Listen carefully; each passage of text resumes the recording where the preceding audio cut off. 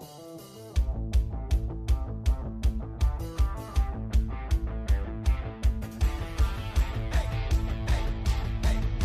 good evening, and a very warm welcome to Rangers Radio.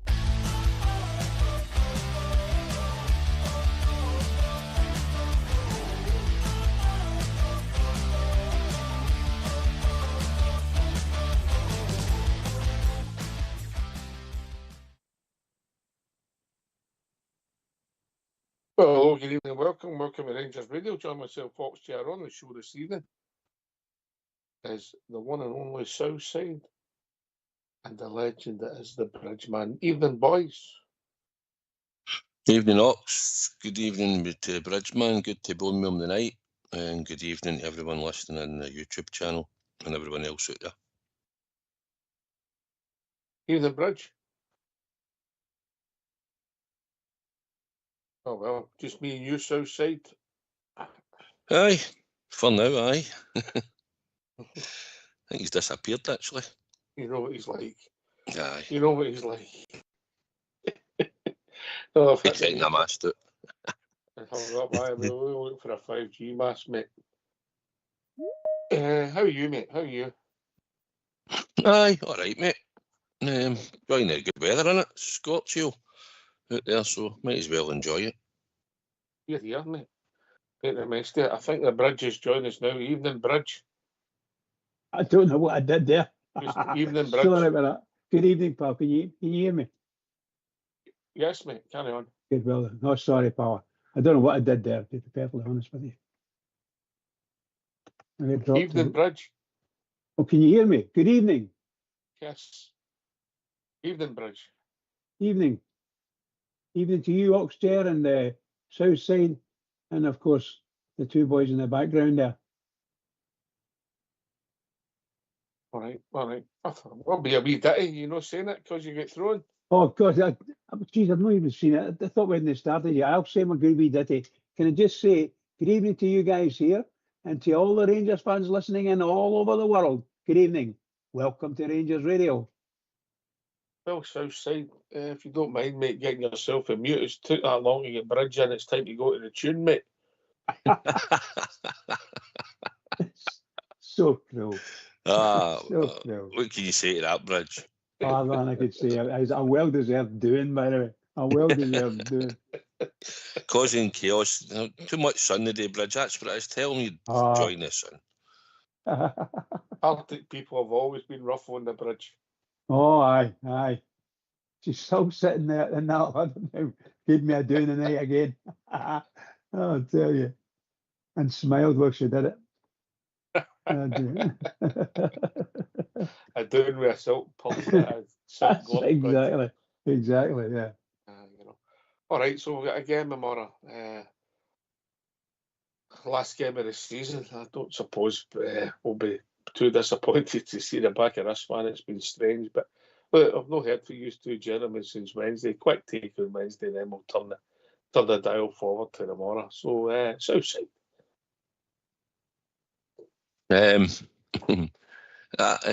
Wednesday, scored a couple of good goals. Had a wee bit of tempo in the game, tried to go forward. Dundee United sat in, countered his on the break. Probably had two of the best chances before we score. Butland made a good save, actually, for the one inside the box. Mistake, but for us losing the ball up the park. I thought the third goal was really good. The way we stole the ball off them and they pressed us and we worked to 1-2s and Raskin finished it off. Thought Barry could probably have flung a couple of the younger boys on. Still don't understand why Tom Lawrence came on the park. Ahida even Finlay Curtis, he's back in the squad. Thought Cortez could have come on earlier as well. We could have done that with a few of the subs, but on the whole, we got the victory. And Dundee United came and didn't really show much ambition, to be honest. Tried to counter us and sit deep, playing a low block. Obviously, didn't work, but we lost a bad goal for a set piece again. Poor defending again. They're quite strong in that department, where they score a lot of their goals, and they scored one against us again. For just about inside our 6-yard box. So, apart from that, was what it was. Crowd wasn't great, but certainly the UB kept the noise levels up in the stadium. If it wasn't for them, it would have been very, very quiet. Aye, it wasn't a vintage game by any man means. I think you're right. 2 decent goals. Bridgeman. Yeah, I thought we'd been transported back to the previous game when we were a dreadful first half, you know. But we did score a good goal. That was a smashing header we got. And I thought that their goal was quite good. I agree with Southside. But the rest of it, our team performance in the first half wasn't great. And yeah, Southside's pointed this out as well. We are really poor at crosses. Crosses, long throws, free kicks coming into them. Anything coming into our box that a centre half should just flutter it away or header it away, or the goalkeeper will come out and scrunch it, you know. No, we're just hopeless with it. We just don't seem to be able to do it. Get the odd one at the back post or something like that, but no, somehow we lose the ball, we lose the sight of the ball. But that's our poorest part of our game, and that needs to smarten up.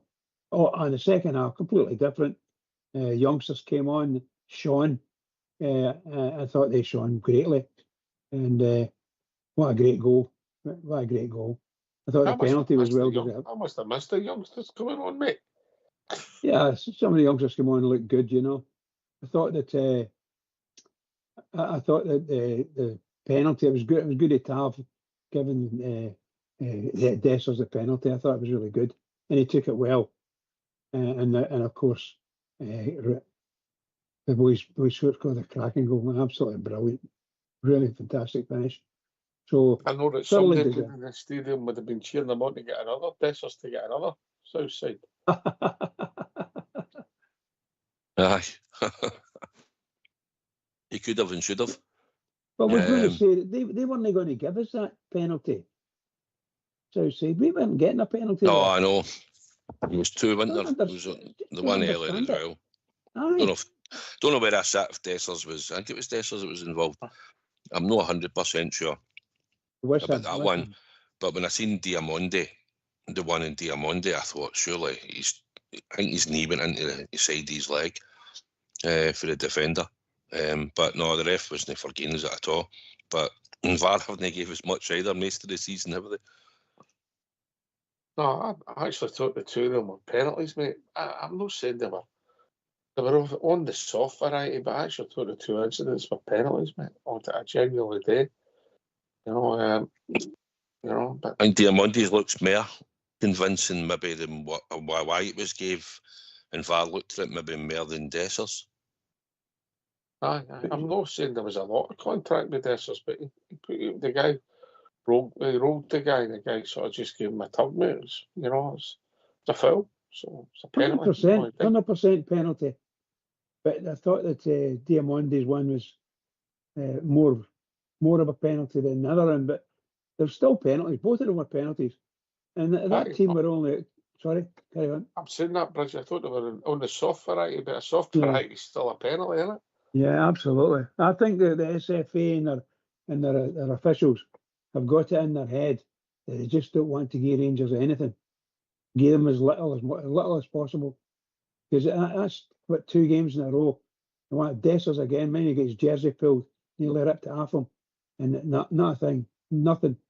And so I think the officials are against us. I mean that sincerely. But that was a great result for us against them. And you're right. As far as I'm concerned, they came with one thing in mind: low block, and take the chances when we get them. They did. They won. They were awful to watch. I know they had a couple of steps up the park in the second half, first half, when we gave the ball away. But apart from that, it was 2 banks of 5, basically Southside, wasn't it? Really, it was poor. They were pushing for a chance to get into Europe in 4th position, and you thought it came and thought, it's a free hit. We have been vulnerable in games. They know they're good at set pieces. They've scored a lot of goals for their set piece, and they did against us again. So they knew they could probably hurt us in there, putting balls in and stuff like that, but they sat. And like I say, apart from a couple of times, they broke up the park in the first half. And then they get their corner in their goal, but we scored within 10 minutes. to get the equaliser, and then they've sat deep again where they didn't show much invention at all. I'm surprised, but it must be good wins tactics, obviously. I talk about that first goal. Good cross for Jeffy. That's keep it simple, Southside. Put it in. Keep it simple. Aye, he was having a bit of a tough time, and you still see it. He's in plenty of space out there, and it's all right saying every time, right, just get your head down and bomb down the wing. But he was, as you noticed, Bridge, he was coming inside a few times in the first half. Then when he did try to go down the outside, he got the ball took off him. A couple of times he doubled up on him, but he didn't have any help. We didn't have another player out there to give him a hand. You know, where he could go and look for a 1-2, or the guy no far from him could make a run as a decoy and he could come inside. He was isolated out there quite a bit, and he's been like a few of the games I've watched. But then he started, don't know what happened, but he just seemed to manage to get the better of him once or twice, and then the second time he whips in a great cross. And with a header for Dessers, I've got to give him credit for that. He doesn't score many of his head, but he certainly bulleted that into the roof of the net, did you know? It was a great goal, mate. It was a great goal. That can go. I wish they could do that more often, get good balls like that. And Dessers didn't hardly need to fight the centre half. The ball was just perfect for him, you know. And wonderful goal. Sometimes wonder if Dessers is a really, really good player that is. Somebody's told him he's not a good player and he believes them, because he gets himself into some smashing positions and he's really good, sometimes quite neat in the turn and gets a shot in.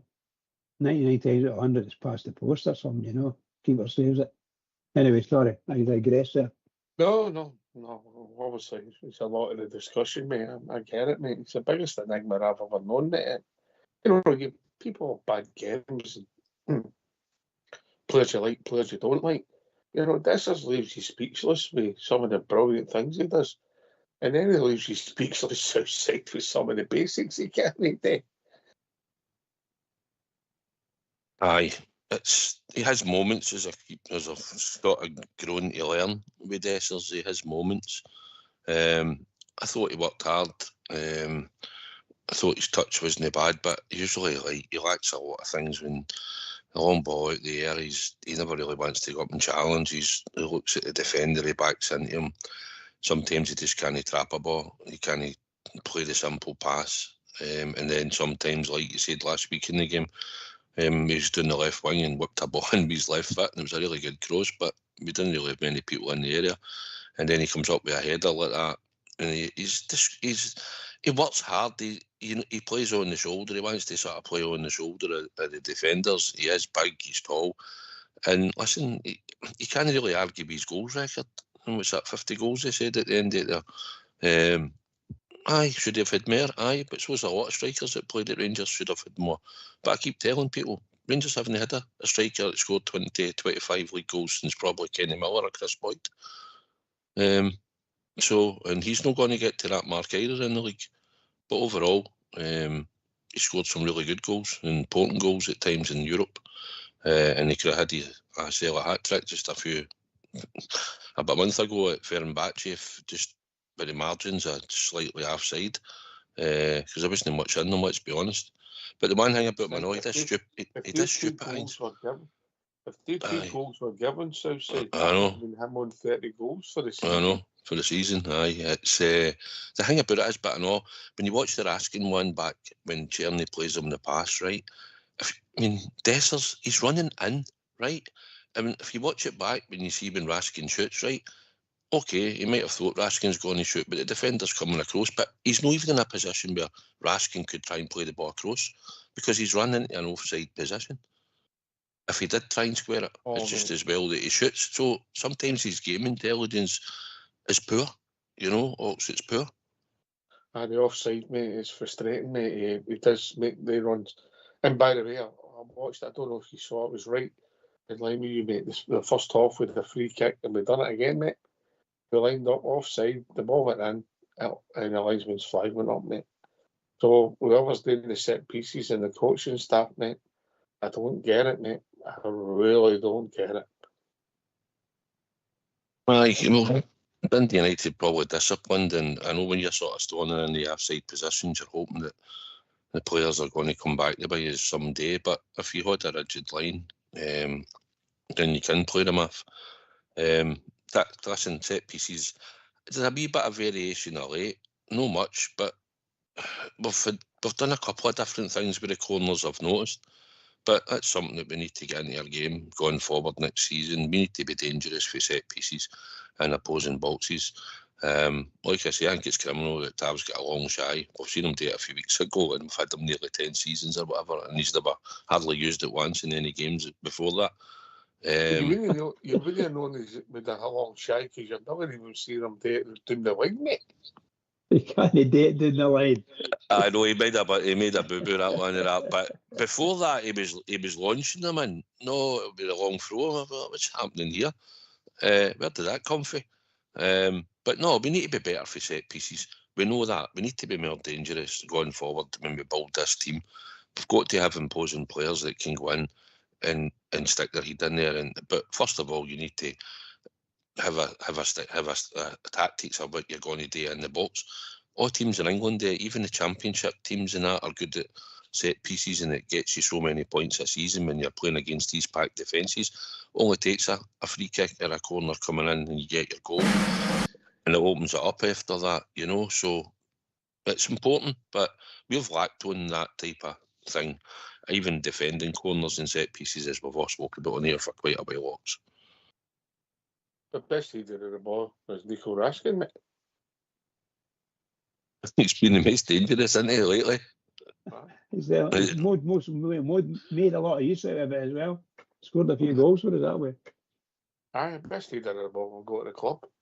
You know, listen, we talked about the penalties. We're going to talk about the third goal before we move on. Bridgeman, what a move! I mean, I know it wasn't that important again, but it was still a great goal. Oh, some fantastic football, you know. Lovely passing, and the last pass was just as sweet as a nut, you know. Straight into him, and he absolutely thrashed it. And generally, I would imagine somebody from playing in the midfield position, he's going, if he gets under it like Raskin did there, it's going to go to the bar. But he managed to get it, keep on top of it, but got the ball up high. Because if I was a goalkeeper, I'd be expecting to come midriff, you know. He's going to smash it for there. But he got it right up in there, and oh wow, nearly tore the rigging out. Brilliant, just brilliant. And the rest of the players, well done to all of them, because it really did move, and it made a huge difference to the game. Made a huge difference. You know, the move was excellent. So yeah. The finish was excellent, but I've got to doff my hat to the young boy. Raskin was not a young boy, you know, he's a man.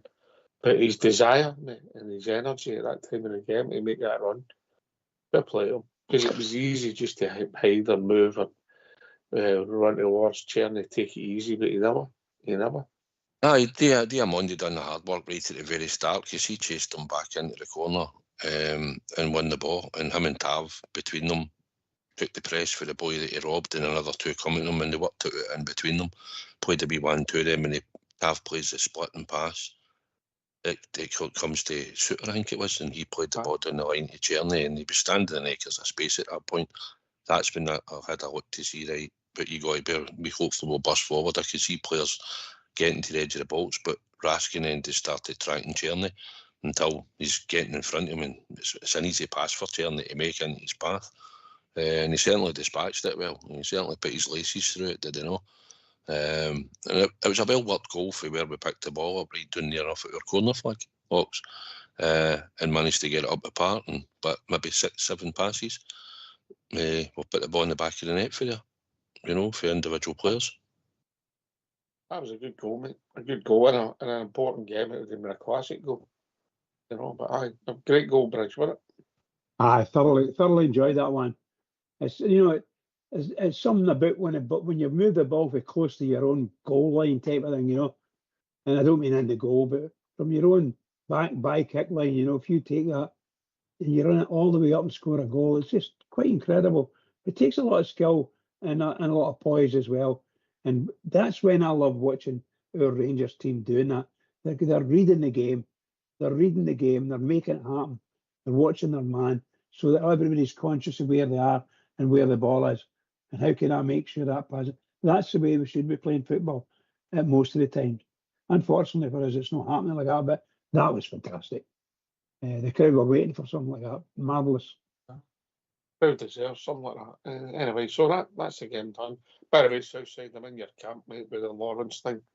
There's a few things I can't get my head around, mate.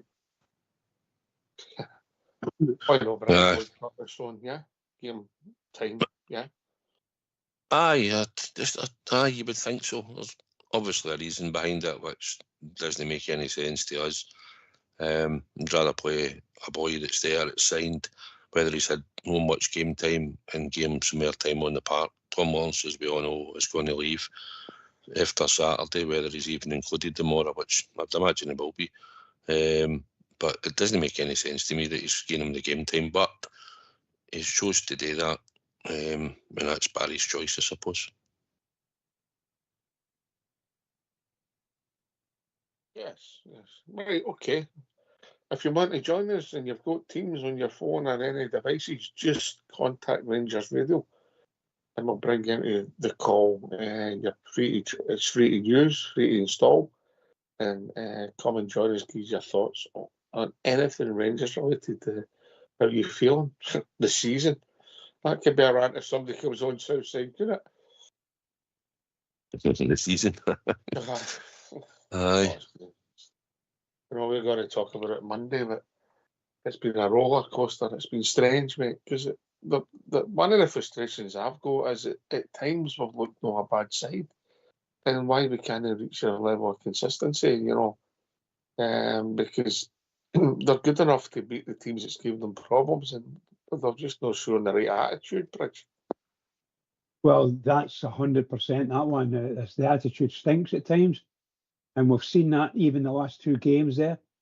It's taken us a half to get ourselves into the game type thing, Although the Saturday was a wee bit different. We managed to get an equaliser, and that sort of gave us a wee bit of impetus. But the second half we were just outstanding.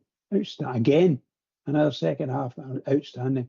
But the saddest thing is for me, and for a lot of the guys running about, is that performance at Ibrox, that type of performance at Ibrox, is just unacceptable, really.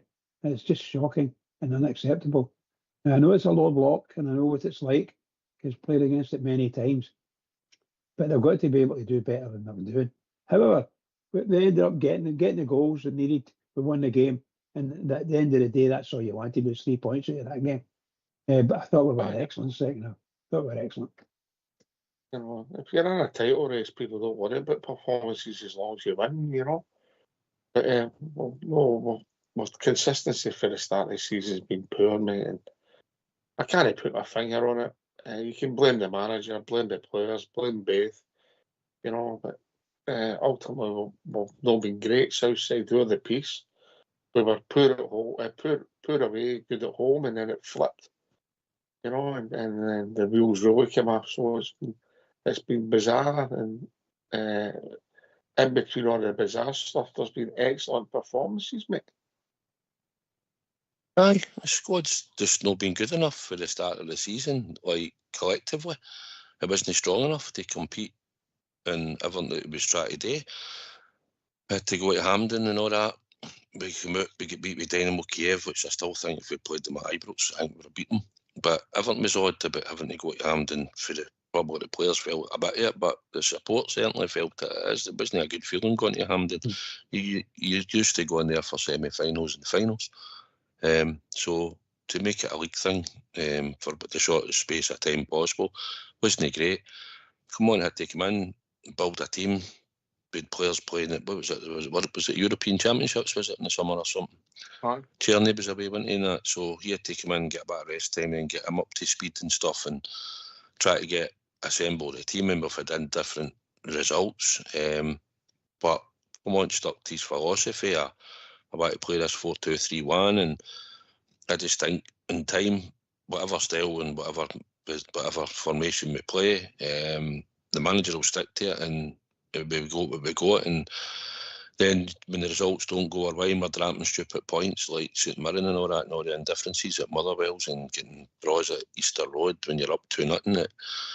It just scunners everybody as a support because it's just the inconsistency of the players. And that's what it comes down to. Manager sets them out, and it's down to them to perform on the park. And I think this season, when we've been poor collectively, it's been everybody. Can you pick many players when we've been really poor and thought, well, he played all right the first half, or he was decent, or he was good? No, we're all collectively poor. And the performances need to be for the start. When we take that field next season, we need to be ready for the off and go at teams, because too many starts that we're not even turning up, passive, slow, and all that at times. Put yourself lose a goal, put yourself under pressure. Maybe in Europe, maybe because we looked at some of the games and the away games and stuff that we're going to travel, and we looked, obviously everybody was more looking forward to the Man United and Tottenham game, but although they were in the distance, we done really well against A teams, maybe because we did play on the counter-attack, and we maybe suited to that. But in the league here, we're ball dominant, and we've got to then go and create and open up against teams. It shouldn't hamper you, but it has this season with these group of players. So it's down to get other players. They needed help. I think Clement done fantastic to get us through Europe and got us the points and the wins that he got us. That cup game at Ibrox just sealed it, and that was it for him. And whether it was right or wrong in the long run, we'll soon find out. But somebody had to come in and start building a team. You were always going to get inconsistencies up. You weren't going to get a full season to start with. We should have and could have won the league, and that's what sticks in everybody's throat. But that comes down to the players on the days, and the game against Motherwell at Ibrox was a catalyst to the start, and that was down to the players that missed too many chances that day. Last season, mate. So all that build up to this year, you're always going to have that hangover, and when you don't start well in the league and you get these indifferent performances, it just leads to snowballs and snowballs. And now we're starting to get stability with Elwell in, and we've got a chairman in and all that, and we're starting to get stability about us. Now we have to go out and find another manager, and he'll have to go and do what Clement's tried to do, Beale and everybody else. But we need to get it right. There's no more time up, so we can't be going down this road again. No winning much and seeing progress, but no winning anything. We need to get back to winning in Scotland, and I'd be more interested in winning in Scotland than winning in Europe, if I'm perfectly honest. Who were you? Were you with somebody tonight for dinner? Yes, I was, aye. Yeah. Did they give you any tongue by any chance? Right, carry on, Bridge. I do agree with him, but insofar as the Clement's concerned, I followed him and I supported him, but I have to say, I dare say for every Rangers fan, the breaking point was the Queen's Park result. You just can't do that, and no matter what it is, no matter who the manager is, you just can't put a side out at Ibrox and no beat Queen's Park or Berwick Rangers and so on and so forth. And even we were in the third division or fourth division, fourth league rather, one of my young brothers saying, I was away on holiday for that weekend, and he says we couldn't beat Annan, and then we couldn't beat Stirling Albion, remember? Listen, so I actually think it was the Christmas period it became a busted flush day. It was only a matter of time, mate. The Motherwell games, and then we get the result against them, beats them 3-0, and then we're 2-0 up against Hibs. You're saying, all right, they were serious blips, but they were bad times, and ultimately we then draws with Hibs when we played arguably some of the best first half football we played all season, and we ended up drawing the game. We should have won it. We were far the better team.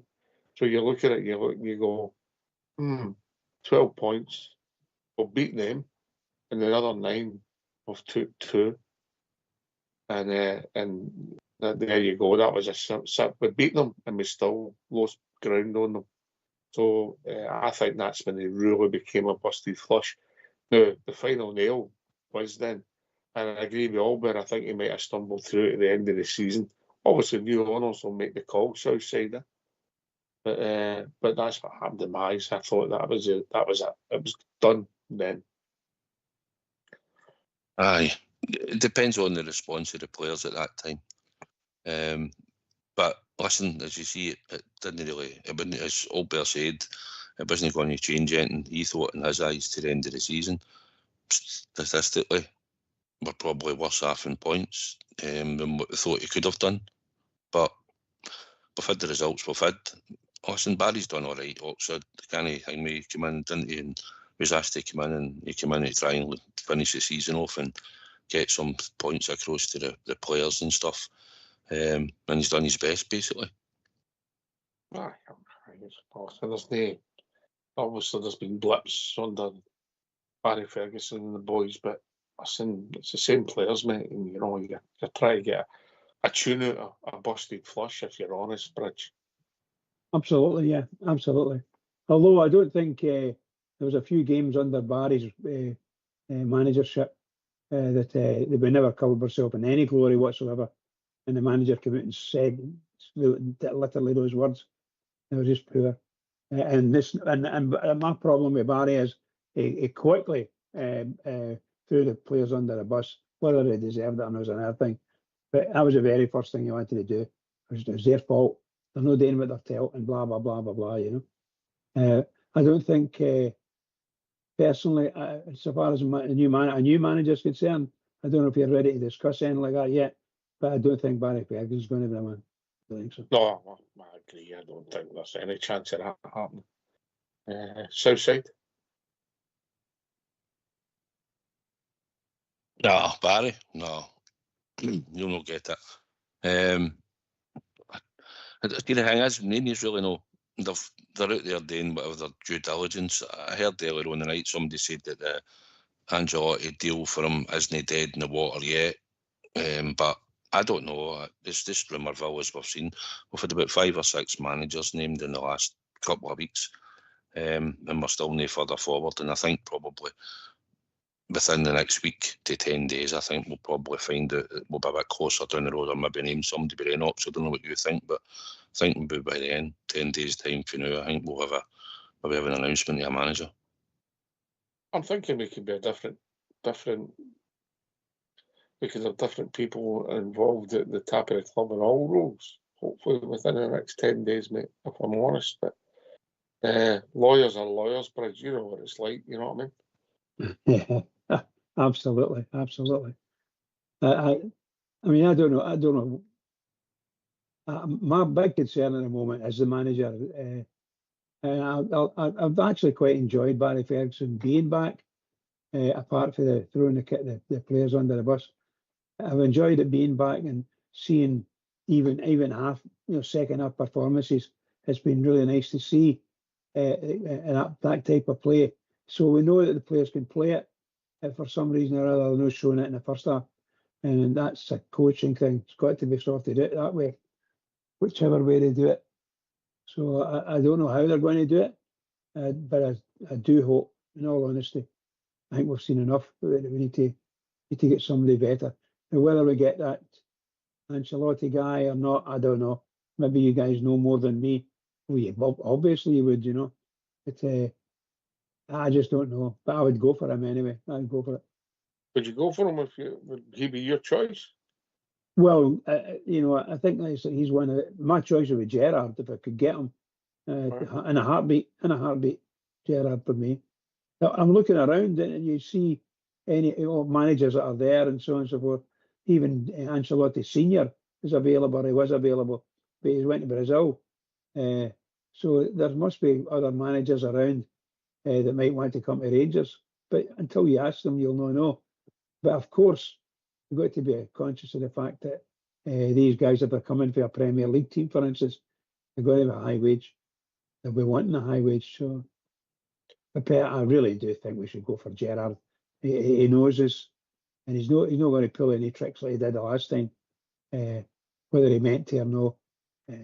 I just feel that, A lot of folk don't like Gerrard, never liked him. I loved him. I thought he was fantastic. So, see?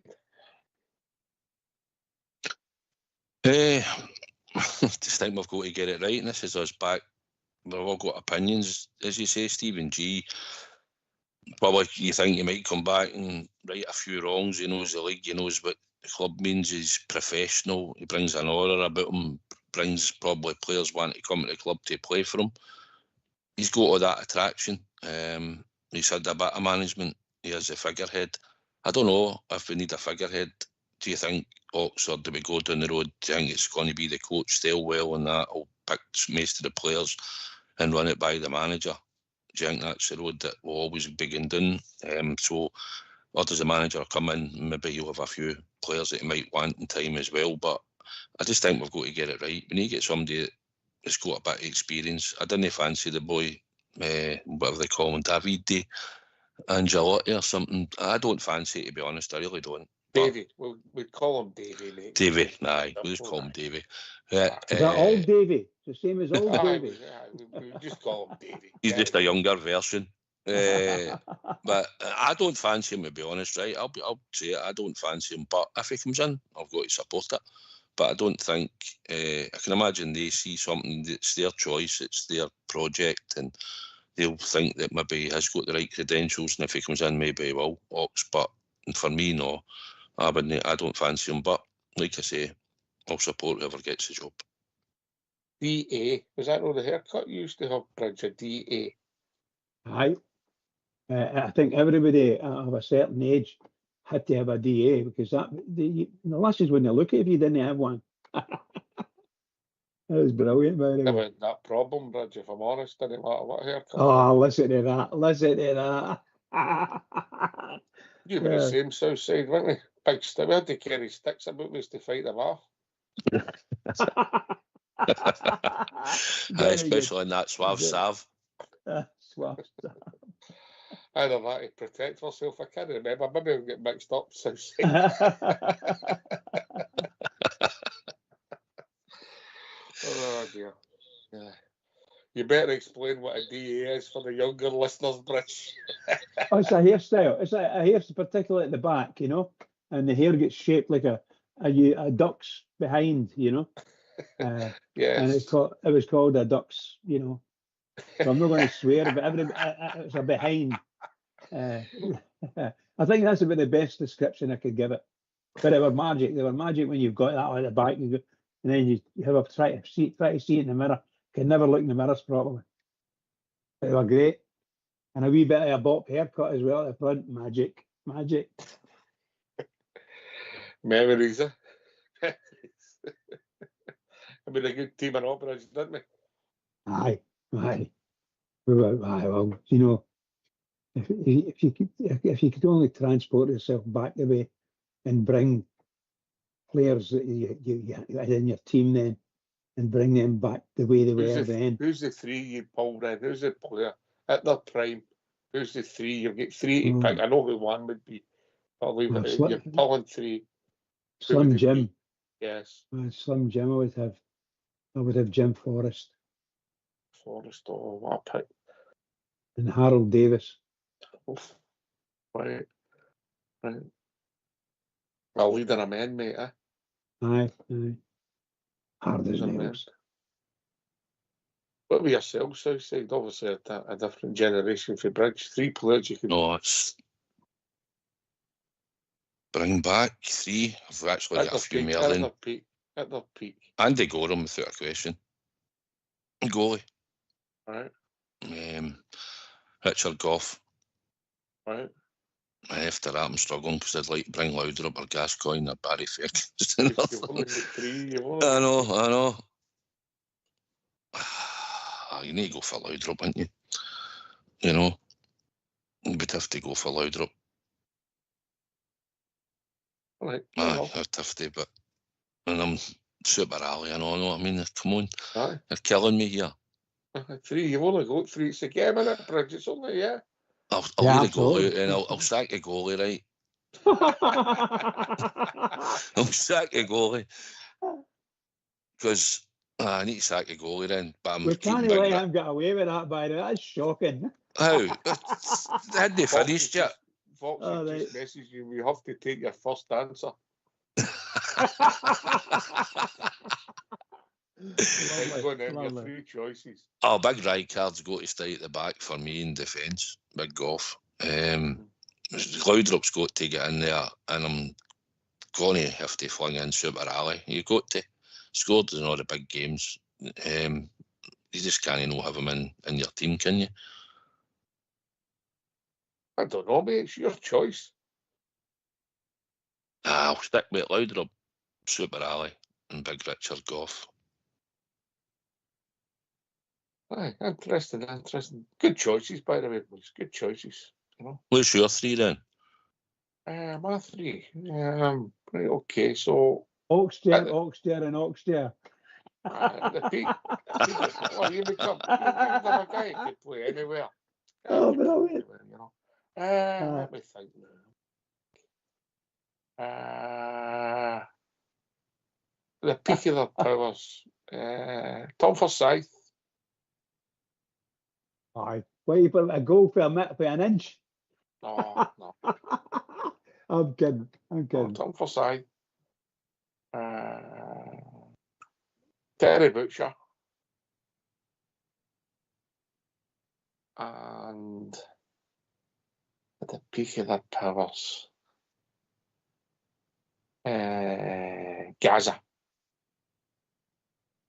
Very good. That's good picks. Really good picks, you know. It just shows you the difference in the generation there. Southside, I think yours is youngest. You're not the youngest generation there. Who would be the youngest of the players? Gaza, maybe? Probably. Laudrup. Laudrup. Gascoigne and Goff. I'll get. We'll use our chatting and debate. I can't believe you're firing Terry Butcher in there in front of Richard Goff, but hey ho. At the peak of their powers, mate. Big Goff is tremendous. I want to support two generations. I would go for Richard, with a big Terry Butcher as well, because I watched him when I was down in England, and I used to go and see Forrest, and when Forrest played at Ipswich, Terry Butcher was there. Him and Russell Osman, they were the two centre halves, and they were brilliant, absolutely brilliant. And Butcher was a mountain player. I think Goff's a legend for us. I don't. Absolutely. Because with Butcher Davies. I never gave it the overall thought what you're saying there. I'm thinking about time at Rangers. If you could bring three players back. I mean, Goff. When was Goff at the peak of his powers, mate? I mean, when he played it right back and he was that athletic, you know, in the way he got about the part, and he became a better centre half as he got more experience. But when he first came, what would you pick? Richard Goff at the start or Richard Goff in the middle or the end, mate? You know, because I know you're looking at it. Butcher played for me. Butcher played at a higher level than Richard Goff, didn't he?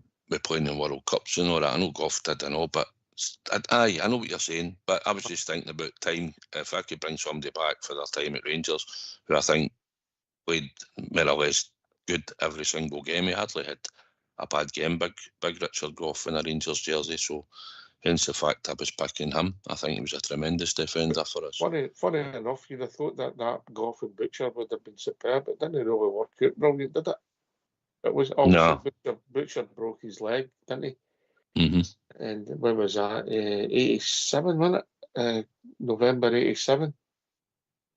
He was at Ibrox. Against Aberdeen. Aberdeen, right? It's near enough at Dugouts, wasn't it? I broke his leg, and then that was him. I genuinely believe that we'd have a better chance against Stoya in the quarter final that year. A picture would have still been playing. So, listen, you can't say you'd have definitely went through and where it took you if you'd have still been playing. But I think even though Graham Roberts gave us everything he's got, both Goff. Who did we go with? When did we sign Goff? Was it that?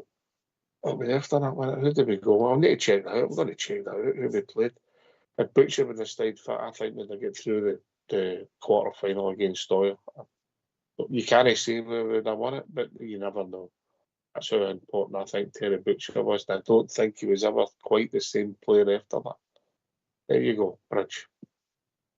Well done, pal. Well done. You know, when I was younger and Richard Goff was playing right back for Dundee United, and I tell you what, he was a wonderful, wonderful player. Really, really great player. Probably at that time he was rated the best right back in Europe. If I'm not being funny to say that, he was really, really good.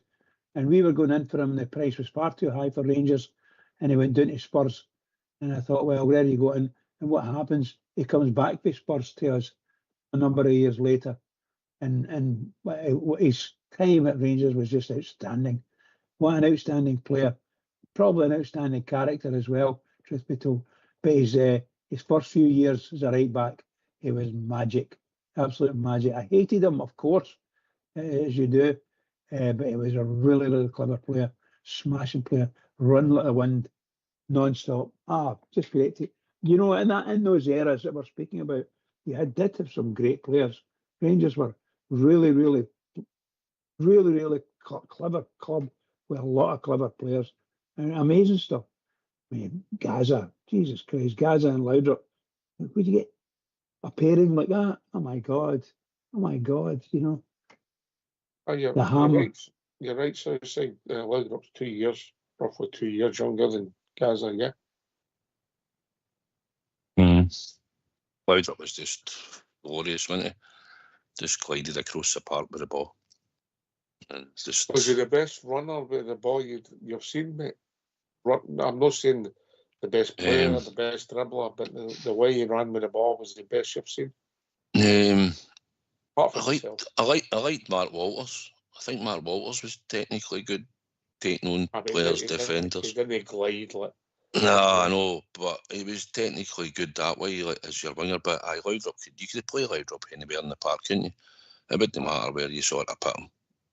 He would just get the ball and then just go wherever he wanted to go. He would just go by players with ease and play 1-2s and go and collect the ball again, and then suddenly he was away, he was in and goal. I remember the one against Aberdeen at Ibrox, if you remember, he flicked it for the byline. Or Jim Leighton's head, do you remember? I was that day I was raging, mate. We dropped 2 points, blew it against Aberdeen, and that 2 points come back to bite us, mate. But he scored a goal, didn't he, right on the byline, wasn't he? He just flicked it right up and right to Leighton's head. I think it was a 3 straw, mate. Yeah.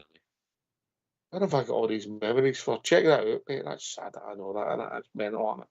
Where is that stuck in my head? I watched a YouTube video on Laudrup, his career, Mm-hmm. It was a very, very fair presentation of what he'd done and how he came through. And I think the biggest thing for him was he was playing against, I can't remember who it was, for Denmark.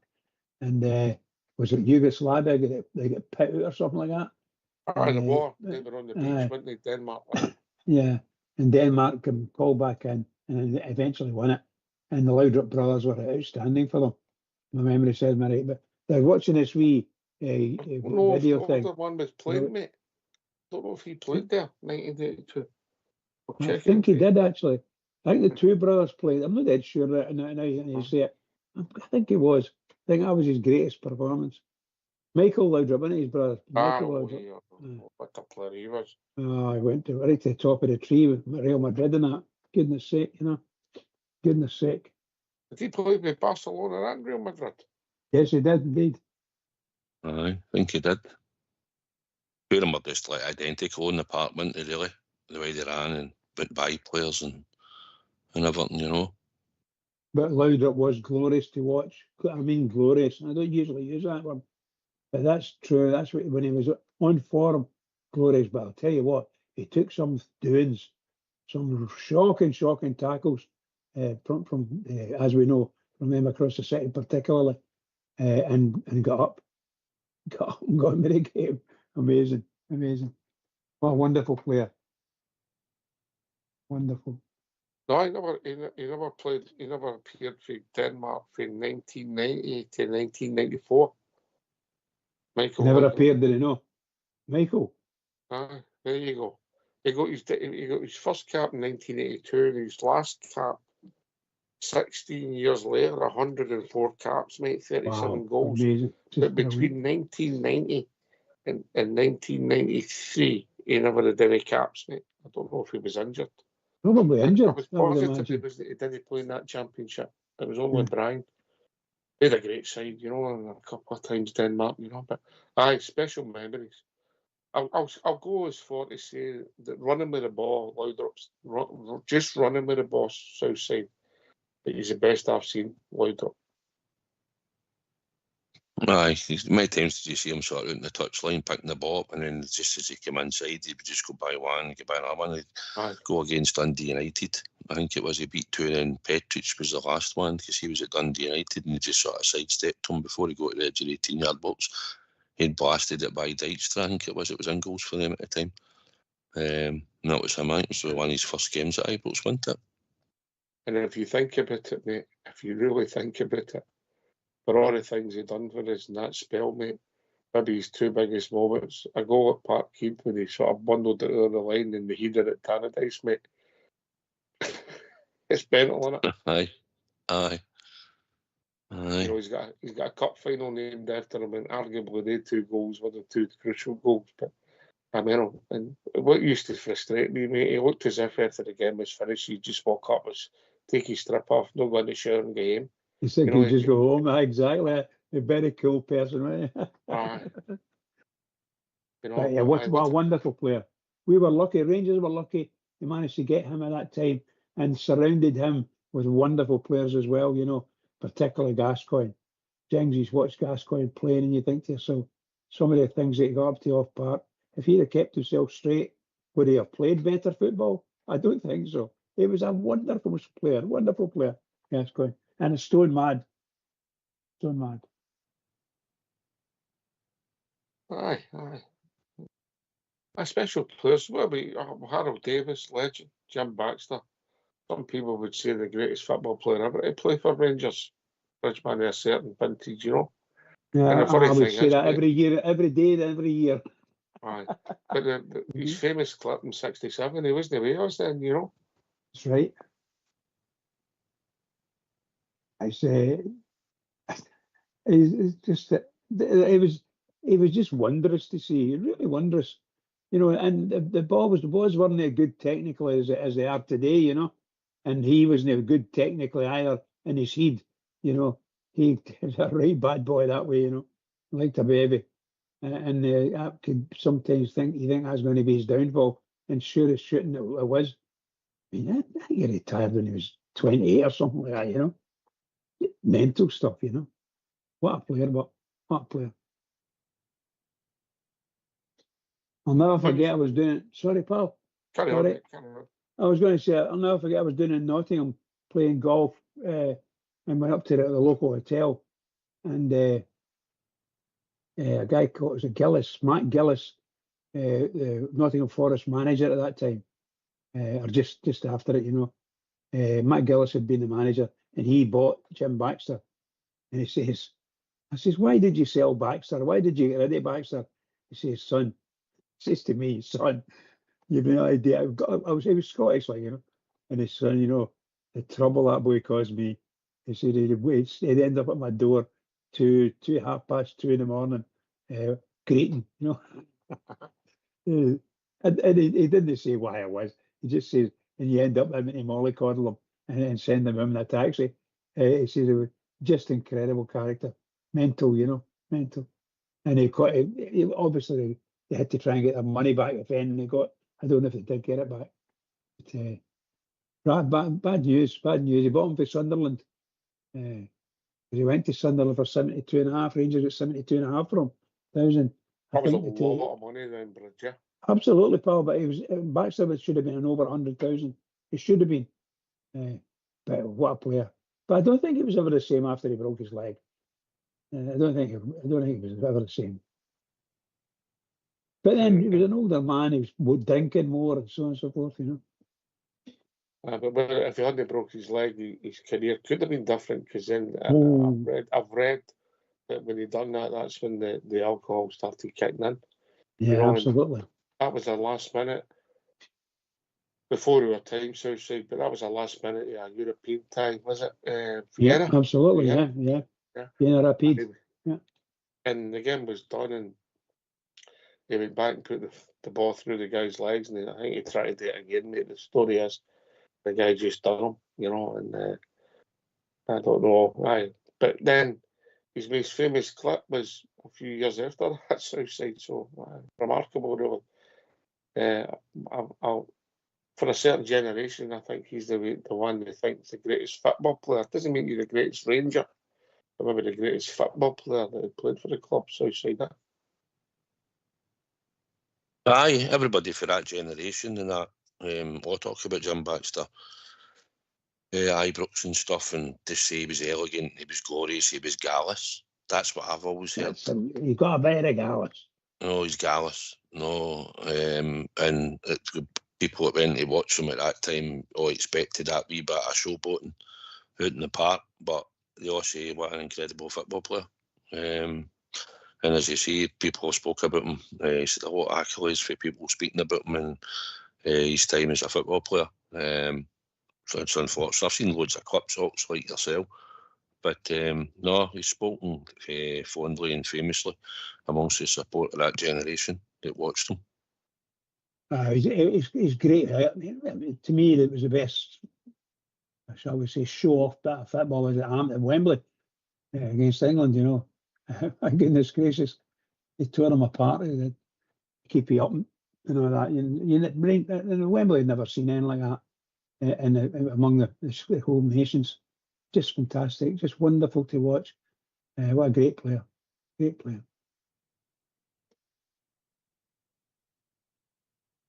We all loved him, I'll tell you.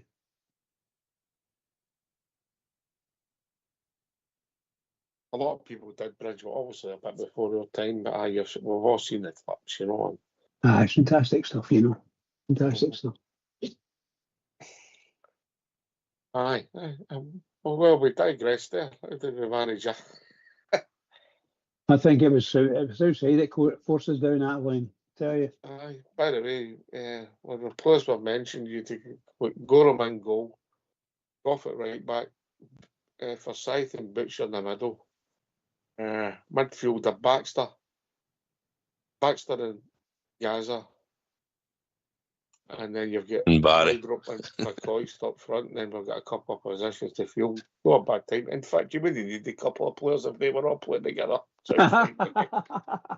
No, you wouldn't. That's a good shout. Yeah. He certainly wouldn't. No. Aye. He stayed that tight. You don't sort of.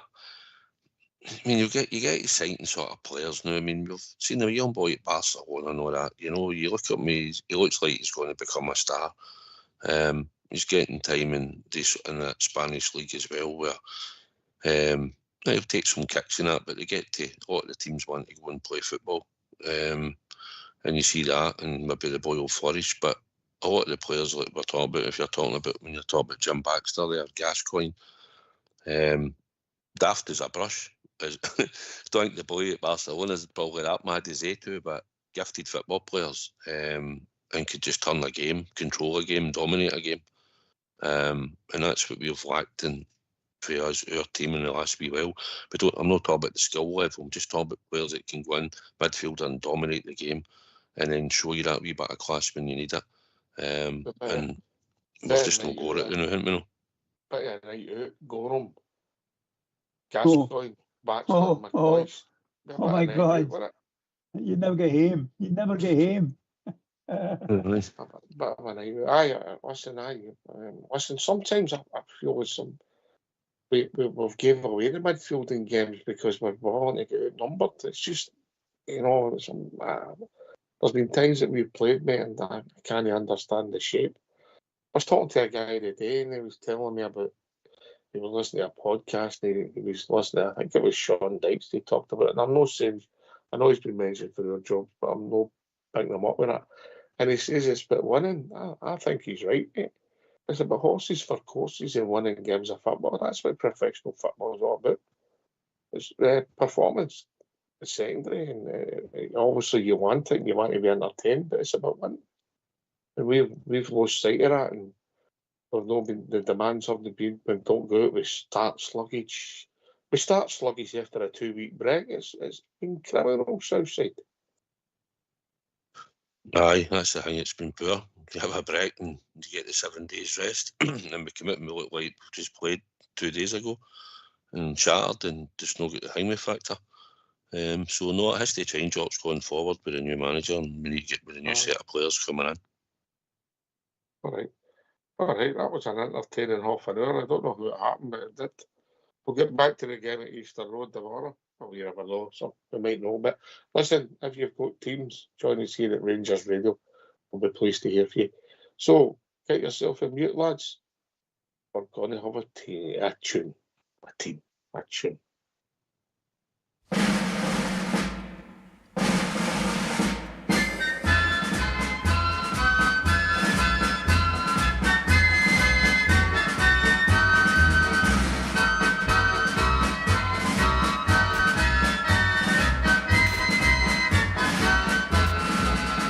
I'm a loyal Ulster Orange man, just come across the sea.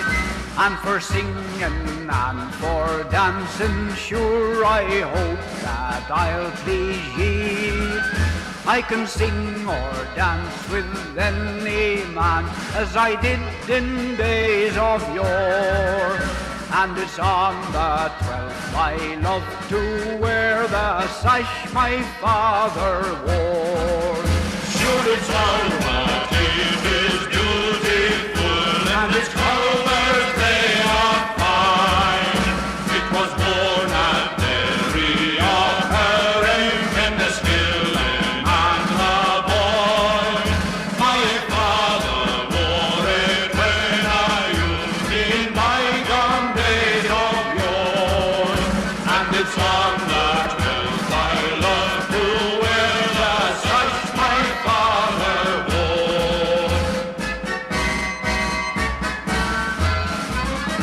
And when I go to leave yous, all good luck till yous I'll say. And when I'm on the raging foam, I hope for me you'll pray. I'll be sailing to my native land, to Ulster's rocky shore, where on the 12th I always wear the sash my father wore. Sure, it's all that it is beautiful, and its colours they are fine. It was worn at Derry of her in the skilling and the boy. My father wore it when I used in bygone days of yore, and it's on the 12th I love to wear the sash my father wore.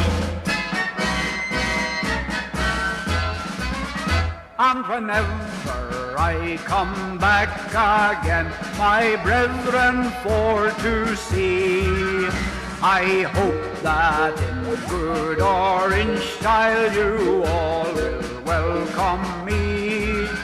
My favourite tune, Boyne Water, will please me more and more, and make my orange heart feel proud of the sash my father wore.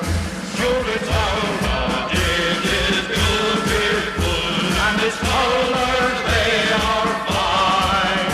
It was worn at Derry of her in the skilling and the boy. My father wore it when I used in bygone days of yore, and it's on the 12th I love to wear the sash my father wore.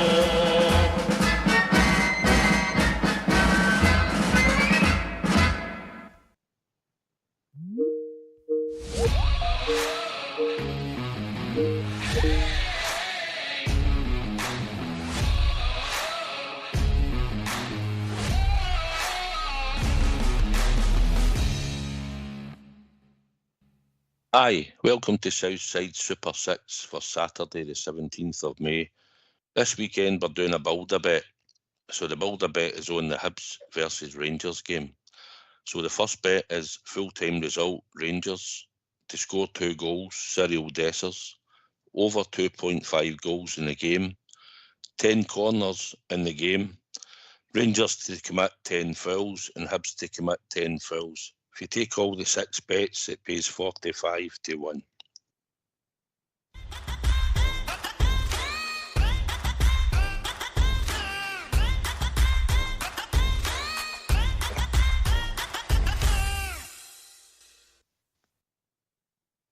Wow, thanks for that. So, by the way, I'll not be able to take part in them on it because the bookies have asked me to stop gambling, mate, because I've took that much money off them this season. What? Where is that story coming from? Been a regular Aye, winner, Bill. Bridge. I've been a regular winner, Bridge. You using the Southside Super 6? Uh, Or are you not touching Correct, that? Bridge, that's what it is. Anyway, we've got a contribution this week. going in. Well, we were sitting discussing it about a bit of food. I think Albert was on his 6th beer, and he went, just take a builder bet. So we done the builder bet. Well, I done the builder bet. He agreed and even contributed there and then to the bet. Not like him, is it? He likes to contribute, but not to. He is. Yeah. Yep, He's in, is he? he's in. Yep, he's in. Oh, that might be an omen. That might be an omen because you know what they say. Southside money goes to money. It certainly does. So hopefully that'll be the Brucey bonus. All right, but obviously I'll need to find a bookie that'll take my bet, mate. You know. I'll just add you into the fund and you can just jump into that and I'll see if you're getting questioned if you want. I'll put it on Love for it. you. No, with you, no. You're not smart. You're not a smart gambler, as you know. Anyway, Right, here, wait a minute. Charlton, Airdrie, Sheffield United, Aston Villa, right? They're all up, and all I'm waiting on now is Chelsea and Walsall. And it's half time. right, And it's okay. not each in the 2 games. So we've got a good chance. Got a good chance tonight, boy. Are they making an offer to you? They are, but no. All right, okay. Not at the moment, never near. Put it in the chat, let me know, mate. Listen, Listen, see, you're taking Man United. I know it's gambling. It's only a bit of fun with us, a bit of fun. Yes, and I can't help it. Correct. If my bit of fun keeps turning into hundreds and hundreds of pounds, because of Oh Southside. my God.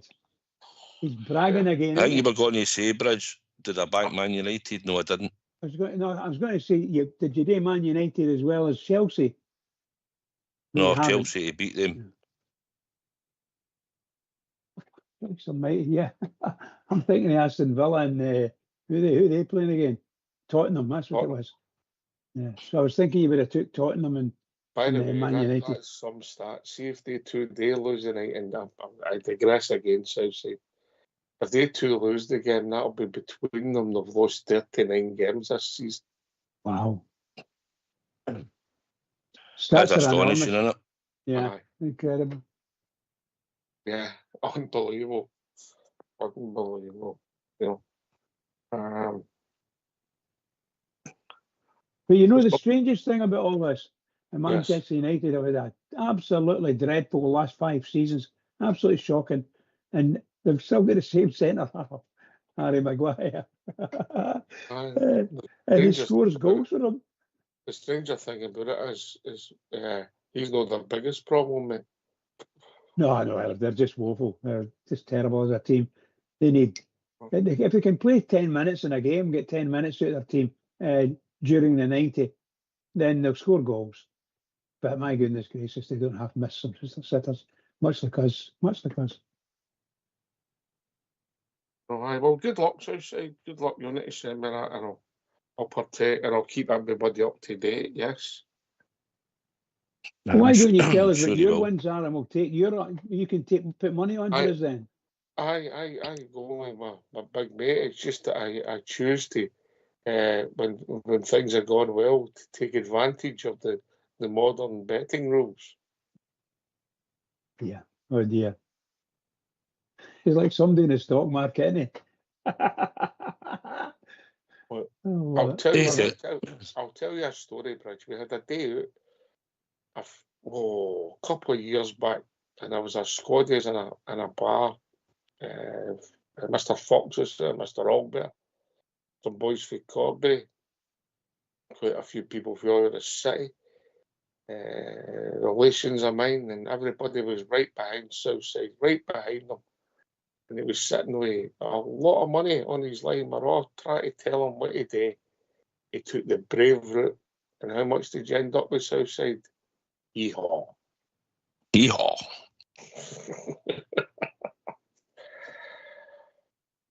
How much did you have then? How much did you get? A lot more than Mr. Southside. I think it was about 25-1 my cash. Oh my God. Oh my God. You should start giving Ray some cash, man. Yes. And that was me backing his same bet. I had the same bet on, I get 25-1 my cash, and he all. Albert was superb that day, wasn't he? Aye. He'd just hit the table. I can't remember who it was. It was Blackpool or something, wasn't it? They equalised, didn't see it coming 10 minutes to go. But I know. Brave man. Anyway, right, let's get back to the morning. We're not any press conferences with that yet, which is unusual. I don't think there'll be many changes unless there's any knocks outside. Probably. I think you'll probably stick to similar, to be honest. I'd like to make a couple, but I think you'll probably stick to more or less maybe what started. It'd be interesting to see if he brings back Liam Kelly or plays Butland. Or you could even consider flinging in Mason Munn another game. There's nothing in it. You know, he's been on the bench all season as a third choice, and why not? You know? I think he'll go with a similar starting 11 personally. I just think that's the way he is. When you watch Barry, he's quite a conservative manager, if that makes sense, Bridge. He wants to bring people in, and like bringing Kelly back in just to let's see what he looks like. And actually, he's done very well. Apart from one of the games, a couple of 2 or 3 shaky moments in the game.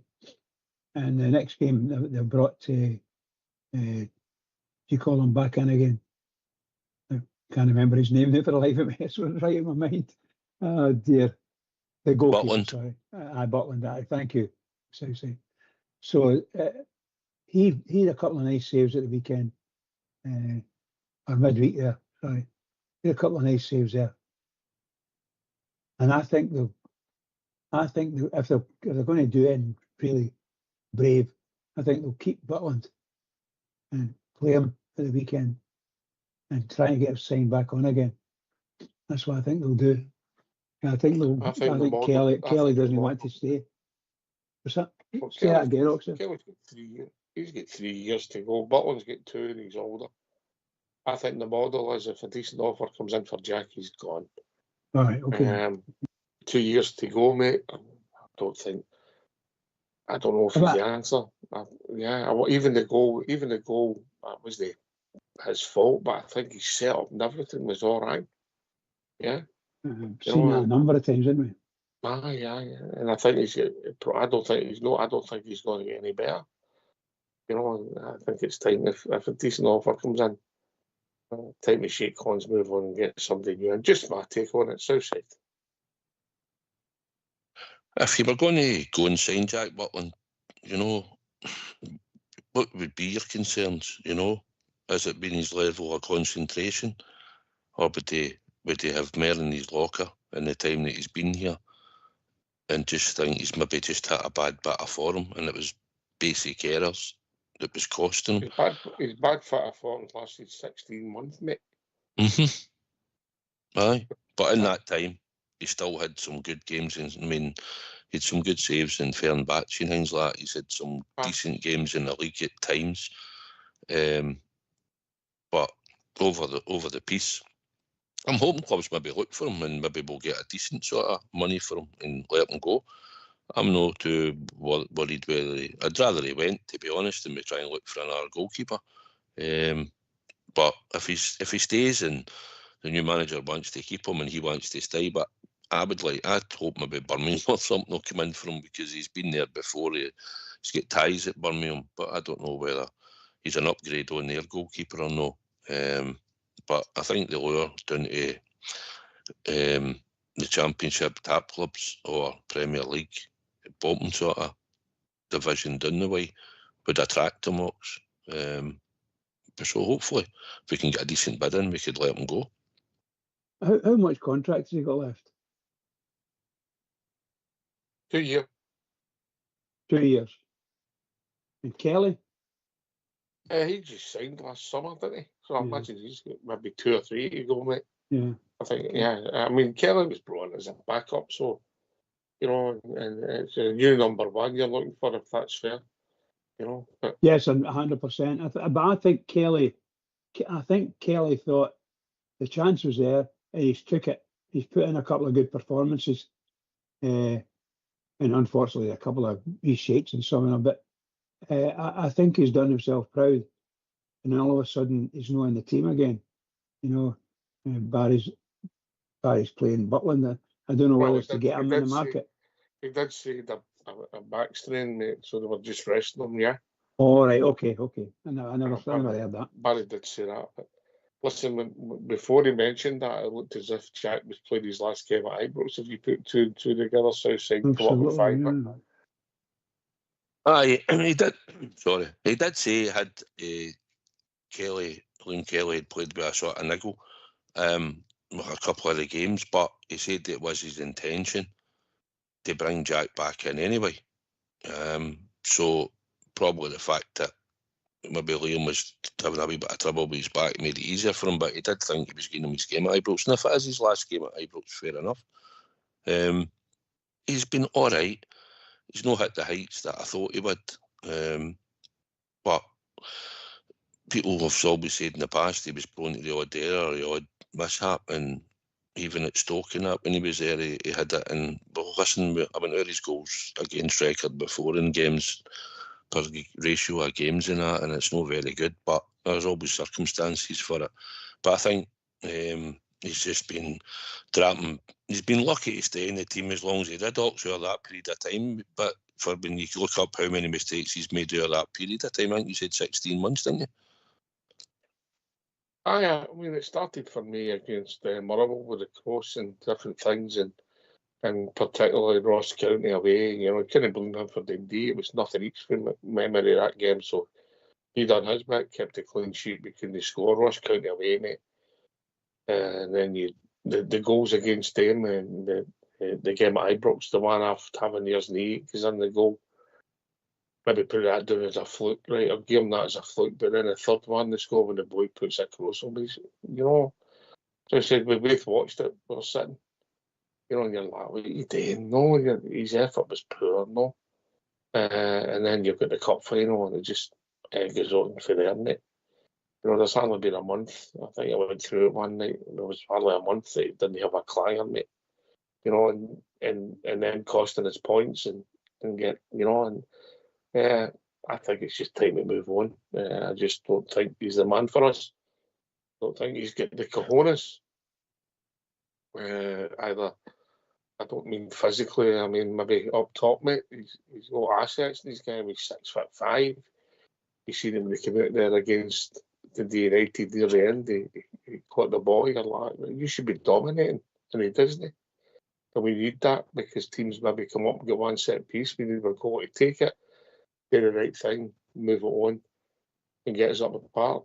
It doesn't do enough, mate. And I think it'd be good for both parties, mate. I think it'd be good for both parties.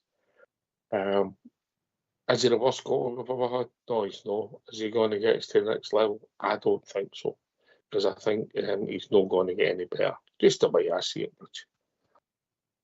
Yeah, I mean, you know, when you said 6'5", I remember, and you know. One of the things you used to see in football long time ago is anybody was tall enough to put him in centre half, you know. Could we get Jack Butland at centre half? Could we train him to be a centre? Well, no, of course not. Too late for him. But he's just the right height I'm looking for centre halves. But I thought the guy looked the part when his first season he was here. I thought he was really good. But he's, as you quite rightly said, you can see the nerves starting to pick up, and now God knows why. God knows why, because at the time he had nobody going to take his goalkeeper's jersey off him. Was it maybe fear to getting injured? That's possible. But for someone at 6'5", he should be commanding that 6-yard box. That's his. No matter where it is, and then all you need to do properly is read where the ball is. Look at the ball, what's happening with the ball. Is it coming near you? And if it's coming near you, get there and get it and kill anybody in front of you to get it. Because that's what they do to everybody else. That's what the opposition do to the Rangers players. They kill anybody in front of them, above the grass. They take it out. That's what I believe. If you think back even this season, so I mentioned the games Motherwell and St Mirren, mate. His performance at Motherwell was dreadful, you know. And then, remember, he was lucky he never gave a third goal away when he missed a punch and got a soft foul. And then he comes out, and then St Mirren, the first time he got to the park, he comes out and flattens a boy. Penalty kick, and he's, so he's been culpable for bits of the season. Not alone, I've got to say. It's not on Jack Butland, but he's played his part in some of the bad performances we've had, and he played his part in Philip Clement going out the door. He certainly did. He's a goalkeeper, the last line of defence, and listen, we've probably just been used to it for a number of years. Just counting one hand. Many times maybe our goalkeeper makes a mistake over 2 seasons, never mind one. McGregor made some towards the end in his sort of last season, but on the whole, he was pretty flawless for a lot of his time in goals and that. But Jack came in, and the thing that I think I noticed about him was when he done his interview, and the guy asked him about Alan McGregor and has he helped you in that, and as he was asked him the question, he smirked, and then he came out with the line, "Well, I'm a top goalkeeper," and I thought, you just sound a bit arrogant, Jack. No. You might have said, Alan's been a good help and obviously blah blah and whatever, but it was the way he sort of smirked as the guy was asking him the question, and I just thought, So no, he's had some good spells. He's got the height, he's got the physicality. I did think when Dundee United scored the goal, I'd say about all my goalkeepers, doesn't matter who it is, I hate my goalkeeper losing a goal in his 6-yard box. That's your area. You should be commanding in your 6-yard box. I get now the refs are letting players stand right in front of goalkeepers and that, and players have got to manhandle them out the road basically to let your goalkeeper to move off his line. But it was a ball into the front post in the 6-yard box, whether it was him or Kelly. I would still think I'd want my goalkeeper to be sort of up there trying to challenge for that, get a punch on it. But the way it is now, you'll see Knox players surround the goalkeeper, and they're more or less rooted to the line a lot of the time now. So, but sometimes, guys, I have to say, it's kind of scary for the goalkeepers as well, because there's 2 ways in it. Scary, well, have I made the right mistake? Have I made a bloomer here? Am I going to make a bloomer? That kind of, always scared, always on the edge that they don't do that. And the other, of course, is when it happens, they just don't know where to go and what to do, And it's always good to see a keeper when he makes a wee mistake to get a really good save in, do a good stop, whatever it costs, gather the ball cleanly, these kind of things. And I agree with you. The 6-yard box is obviously the goalkeeper's place. He's got to be able to see where the ball's coming into that, and he's got to engage it. And that's what football's about. Where got to be able to see where the ball is. I don't mean from the back of your head or anything. I just mean you're watching what the ball's doing. You're reading the game, and a goalkeeper should be able to read the game and see everything. And I'm not saying you're going to save everything, but you've got to be there. People beat you and it's fractions of a second or a deflection, and maybe it's arguably it's the most difficult position at times, you know, and because it's so unique, you know. But you've got to make the right decisions, which I think he's struggled with. I started struggling since his confidence is went a bit. Maybe he doesn't feel that. And when I watch him now, and I've watched him closely, he doesn't move his feet right enough, which makes things easier, and that's a big part of goalkeeping, you know. And he's usually his first step when the ball's close to the goal, set pieces, even penalty kicks, which I find bizarre when he stood in the goal, mate. And he didn't do that against Fenerbahce in the penalty kicks, but he became the hero that night. But he had a period of time there when he was making this backward step. He done it again. That goal we lost on Wednesday night. The United, he's in the middle of the goal. Yeah. His first step was back wide, mate. When the balls went to the front post, for me, he's got to move 2 steps and come forward with his arms and try and punch it. And then when he sees where it's gone, because you could see where the ball was coming, that's the decision making. But that's just me. I mean, maybe, you know, it's when you look at it, and obviously hindsight's a wonderful thing, that it's split-second decisions, Bridgeman, and it's not as easy as it looks, of course. Oh, no. It's, you've got to, you know, goalkeepers are goalkeepers. All of these things that happen, you're absolutely right. You can be going backwards, and you can't. It takes you a wee bit longer because you're able to go backwards, but it takes you that wee bit longer to be able to stop and reposition yourself. And sometimes it's in your mind. It's safer just to get back to your line somewhere where you know. But I watch the Premier League guys. See some of the goalkeepers are brave as hell, and they come running out and then right in among the melee, you know. And I used to see Jack doing that. Always in there, always getting the ball. But of lately, he's not been doing that anyway. And we've saw the weakness in his game at times. You know? He started really well with us, mate. He started really well with us, and it was, you know, for 7 months or something. No complaints, if we're honest, Southside. And then all of a sudden, the sort of wheels just came off. Seemed to get in about February, wasn't it? England sort of thing came up and all that back then. And then he sort of was culpable for a few clangers. Then it continued into the following season, pre-season, against Ajax. When they hit that free kick and he just let it slip through his hands, remember? Huh? So I continued into there. Listen, he's had good moments, and listen, the new manager might come in and think, well, we've got Jack Butland and I'll give him a chance again, and goalkeepers can go again. I mean, they make mistakes, but if he's got aspirations, maybe at this time in his career, to maybe try and get a move, then that might happen. And if a figure comes in that we think's acceptable, I'm sure we'll probably take it and look for a new goalkeeper option. Do you MD in mind, Southside? No, not really. I know off the top of my head. No. Is there anybody playing in the Scottish League that you would like to see at Ibrox? I've not seen any in Scotland. I'm attracted to Bridge. I'm saying. No, I'm saying. the boy. I put my words wisely. The boy. Maybe the women's game, but that's another story. I thought. I think the Motherwell goalkeeper's back fit. I thought the boy they had in loan for Brentford played quite well for Motherwell. Balcom, he's in loan for Brentford. He was commanding in his area, came out for Cross Paws and all that. He was 6'4" or something. But Motherwell had a season. He's out now because the first choice goalkeeper's back fit. I heard them saying just the other day, they've gave him a game, but he played most of the season. I thought he looked all right, Bridge.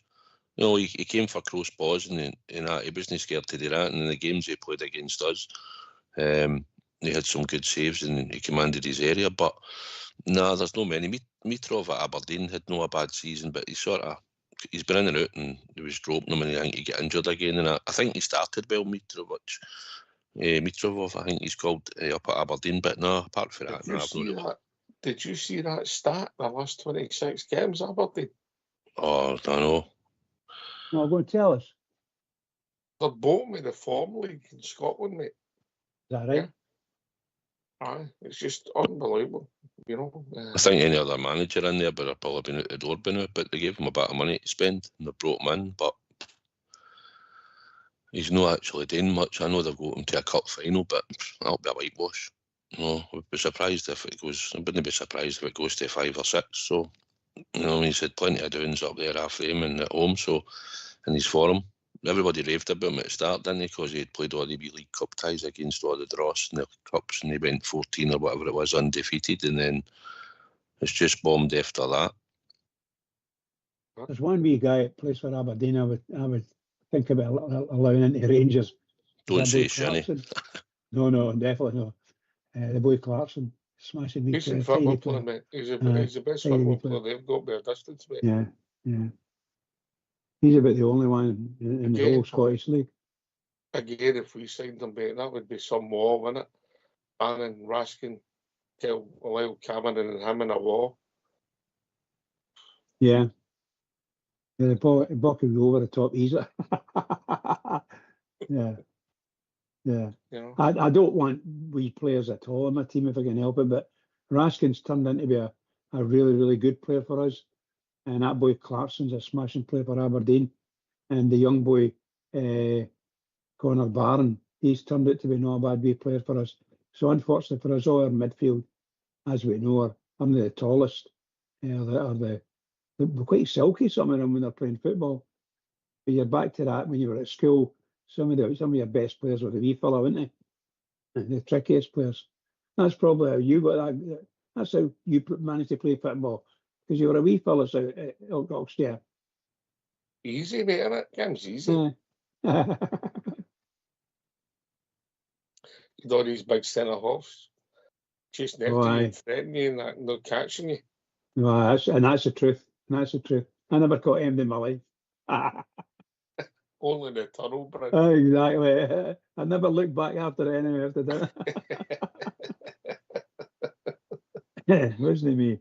Oh dear.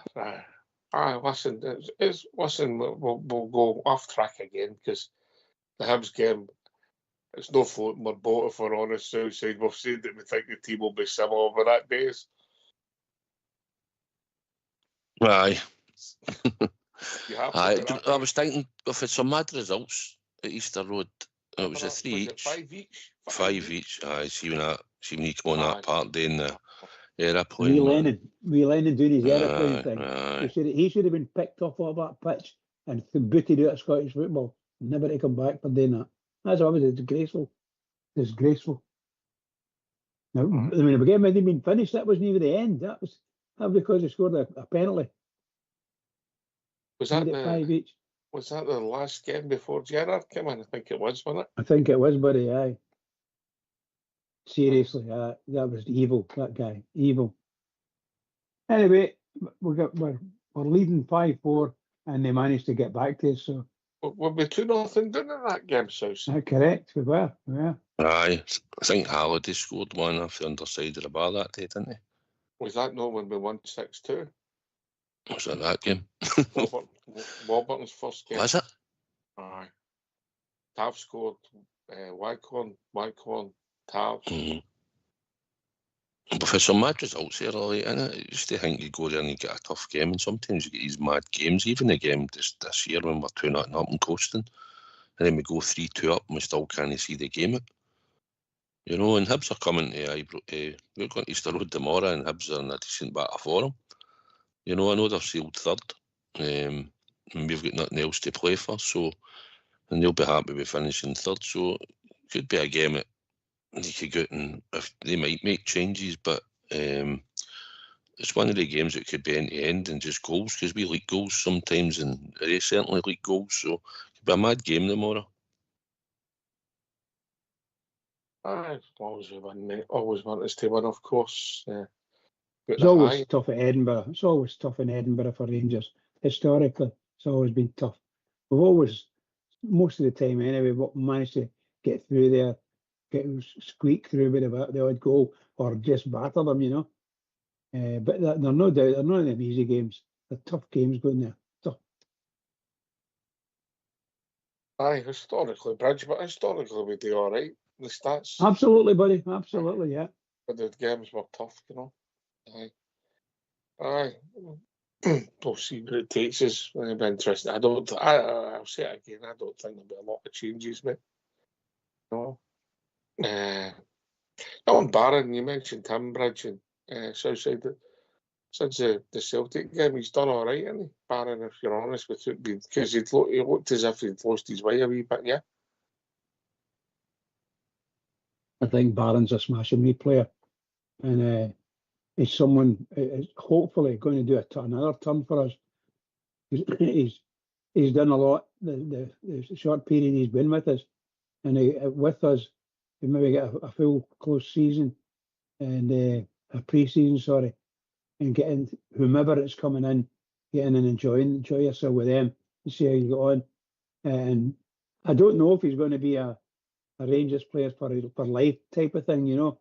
But I don't doubt for a minute he's a wee buzz bomb. A wee buzz bomb at times, you know. I don't know if we'll be able to keep Raskin. Well, you might have a decision to make, mate, because he's playing really well, Raskin, and people will be. He's done it in Europe. He's done it internationally, Southside, you know, and there will be interest, and that's what you want. Because to get that, players have to be playing well. The only trouble I'll say is he's no rewards and silverware because some of his mates have let him down. The best of a bad lot, you know. When sometimes when you look at it that way, but I like him. He said a good sort of for January onwards. He was good. Maybe a couple of games before that and other games, but he's really sort of been more consistently good in games where he's been noticed and he's played well. Listen, I like him. I would like him to stay, maybe even if it was another season. But he would have to sign an extension to the contract. Put the clause in it. Somebody comes in, makes a amount of money, then we'll let you go. But I think it'd be pivotal to try and keep another season and extend his contract, whether you put another year on it or 2 year, but you know you're never going to have him that length of time. He will go and try and help build the squad. He's got experience. He's played long enough now here. But he's in a decent bit of form. But if a bid comes in and he wants to go, then he'll go with my good wishes, and he's done well. Not been tremendous, but he's done well. And if he goes in the summer Ox for a decent amount of money, then fair, so be it. We have to get money in and try and get better. It's difficult, mate. You don't want to lose your best players. I would say he's my best player at this moment in time, if I'm honest. But you've also got to be realistic, mate, and you've also got to look at the contract situation, you know. I think he's got 2 years to go. And this time next year, your assets diminishing. And you don't know what his form's going to be like. It's a gamble. Listen, he could kick on and be even better, and the bids could be treble what you're getting this summer, but that's a gamble, and it's decisions you've got to make. And that's at all football clubs now because of the way it is, mate. So watch this space. Football-wise, I hope he stays, and I hope he thrives, and I hope he's a big part of our team, supported by other players, and he helps drive us on to success. Economics, if the money's right, Bridge, like anybody else, you'll move football clubs in it. Oh, absolutely. I think Rangers desperately need a fresh start, shall we say. But it's sad that to get a fresh start, we may have to part with the gold nuggets that we've got. And Raskin's one of them. And I'm saying this, I don't really want him to go, but Raskin and Hageman, that boy could go as well. So that's two. You get a right few quid for them on the form they're in. You might even get something for Dessers. You never know. Somebody comes sniffing around. But they're the players that'll do things, but eventually get things for Rangers. But I don't know. And it's because we have to pick up and build for there. How are you going to put someone that does what Raskin does? You're not going to do that unless you get Buck Connor Barnum. But he can do that. I don't know. I don't think I've ever seen him having a shot. I don't think he's the same. I don't think he's in the same class, mate. No, I don't think so either, pal. No, I don't think so either. You know, if our team goes the way we hope it goes, I don't think Connor Barron's in it, if I'm being honest. Yeah, maybe he might thrive. And if you look back, we talked about some of the players. Look how many players tried to dispossess Stuart Monroe back in the day, Southside, and he still kept the jersey, you know. So stranger things have happened if your individual form's all right. But listen, I've nothing against Connor, and I hope he thrives. But if better players come in, where does he go? If you play a different system, I don't know where he fits in sometimes. So we've got, sorry, I do apologise. Sorry, at the moment, Ox, he's finding a space because we're playing this sort of diamond and we're playing a 3, but it's a sort of diamond the way he's doing it the new. But new manager, new philosophy. I still think he's a player you can work with, and I think you can maybe find somewhere in the team where he might do a job, maybe not every week, but when he comes in, hopefully he can come in and fit into the sort of system and do a job. But whether he stays longer term, we don't know. It'll all come down to the new manager and what sort of what we do going forward in it. Any player, you know, managers like players that you think's doing all right. Managers don't like us. It's a funny game. Who used to say that's a funny old game? Was that Jimmy Greaves? It's a funny old game, Saint. A funny old game. Yeah, we were great together, David. You know, but listen. We'll see what happens. We keep saying we're waiting for who's going to come in and who's going to go, and it's not always the ones you think or the ones you want. It's a fan, is it? But you know. Yeah, that's the truth. But we know they're I didn't mean to interrupt you the last time, Southside, but we've apparently got 2 guys coming in from not 2 guys, the football player, but 2 young players coming in from Dundee. That's still, well, we'll get Royal Cameron, the other one's just been paper talk, mate. Is it just paper talk? Right, okay. We've got Lyle Cameron coming in, and I believe he played quite well and scored a goal. Did he score a goal on the weekend there? I think he did, actually. So he seems to be quite a good player, and maybe you could pair the Lyle Cameron boy up with Connor Barr, and you might have quite a good midfield. But again, I don't know how tall and sort of physical. You wouldn't have a big wall, but then Raskin's not the biggest, you know. And no, you know. I know that part. That's the truth. Well, we would have a big wall if I got my way. I'll tell you. I said this to you before, and in my opinion, don't sign anybody unless he's in a Messi or something like that. Don't sign anybody below 6 feet. Get 6 feet upwards and muscular. Run like the wind. He wants it all, Southside, doesn't he? Oh yes, I'm making no mistake. I don't want some idiot coming in the park. I want players that are physically big, strong. You know, Bassy. You know that kind of build, and run all day for you, kill people for you. That's what you want. Bassy's still doing quite well, isn't he? Who's he with now? Fulham. Fulham, yeah. I think he does all right down there. He's got a club for life there, I'll tell you. I think Bassy could move in England, mate. I think he could move to a slightly higher level in England. Well, there you go. There you go. Well liked. Yeah. Well, yeah, I mean, I think there's 3 levels in the Premier League, to be perfectly honest with you. And I think that if you can get up into somewhere in the top 6 in English football and play well, you must be a smashing player, because that's a very, very tough league. Very I'll put it tough to you league. this way: the 2 teams we mentioned that are in that Europa League final, you could play for either of the 2 of them. Is that right? Yeah, I I would agree with you. Yeah, I would agree with you. Aye, definitely. Aye, he could play for the 2. He's full of heart and endeavour. He's full of commitment. Possibly, as far as I know, he seems to carry himself well off the park. You never hear anything about him. He's a likeable guy, and he improved and grew for us over a period of time, because he was definitely pretty raw, as we all seen when he came in.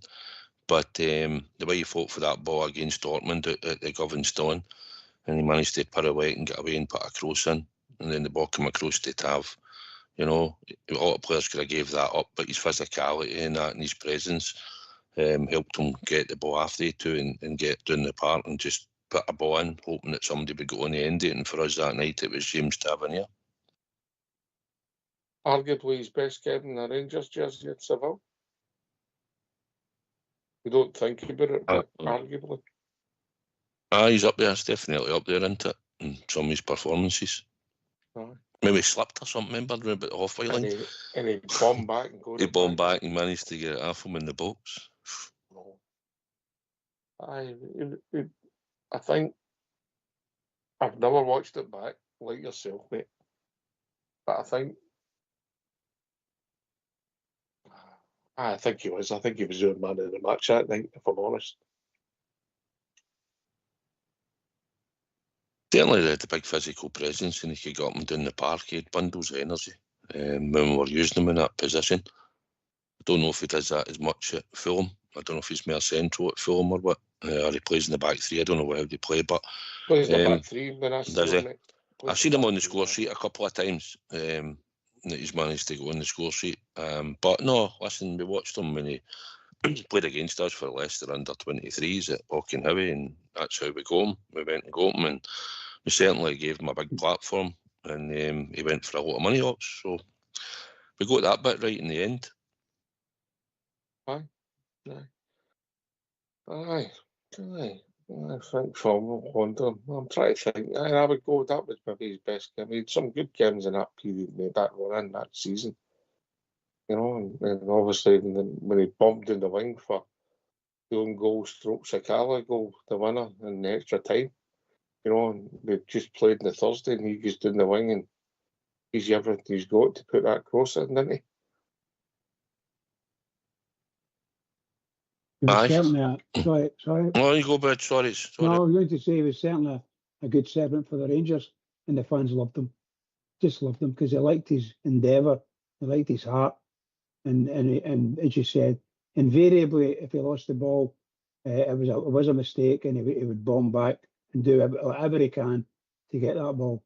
We don't have that in the team at the moment. We definitely don't have that, and we could do it.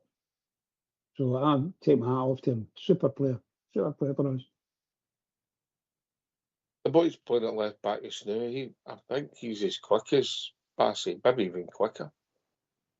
I think he can leap, but he doesn't smell danger, and you know he's maybe got a better lift fit for putting the cross in.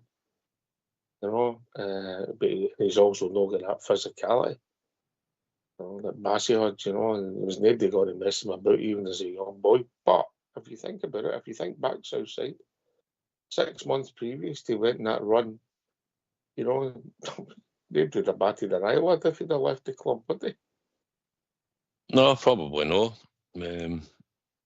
No, but we started to hit for him, and you could see that he got better. But no, if he'd left at that time, we probably wouldn't have batted an eyelid. I think maybe the closest we've got in physicality, I'm looking at him now, is like Enciala. You know, he's young and raw, same as him.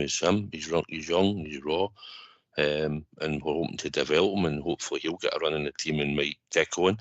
And Casemiro is the other one I think we might look at. I don't know, but the fact that he's come back on the grass and playing, and got a bit of game time again the other night, but he looks as if played well. He did, and he's got good attributes. He's got good attributes. He's strong, pace, strong, physical. Kick with 2 feet. Could probably slot right. Breaking news.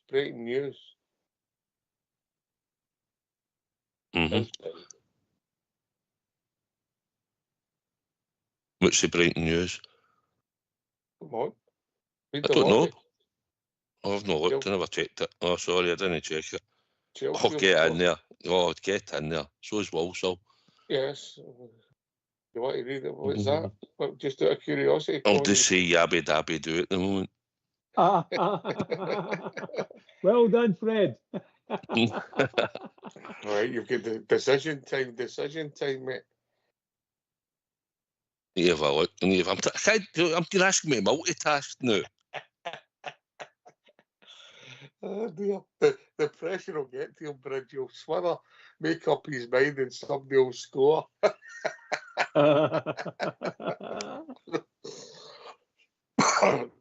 Fingers crossed outside. Fingers crossed. Aye. How did we go to Calvin Bassey? How did we go to Calvin Bassey used to?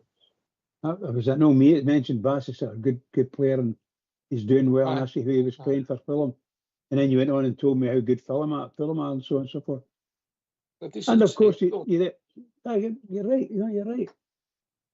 Here, has anybody seen that stand of theirs? Have you seen the stand of go to the river end? It's got a swimming pool and everything, a nightclub on top of it. Where? Where? Luton. Fulham. Oh, Fulham. Oh, my God. Southside's very quiet. He must be. I'm whacking that button. There's only £35 of difference, and it's chunky, so while I'm taking it. Right, there you go. You won. You're You won. What's that, Bridge? Have you won? I've cashed it, mate. Cashed it. So you went against all your principles. I know, but I'm just doing it. You've learned, didn't you? Do you think that was a wise move then? Aye. What happens if you'd kept on going? Not a big difference, he said. Sensible. There you go. Well done, Southside. Well done. Just a pity you never let all the listeners know about it, eh? Well done, Southside. Well done, Southside. You're murder, you, so yeah. I've not forgive you for the one I was in Santorini, mate. I know. That was a biggie, you know. I did find it amusing. I couldn't get it on because I couldn't get a signal. Oh dear, such is life. Well done, big man. Hope, yeah.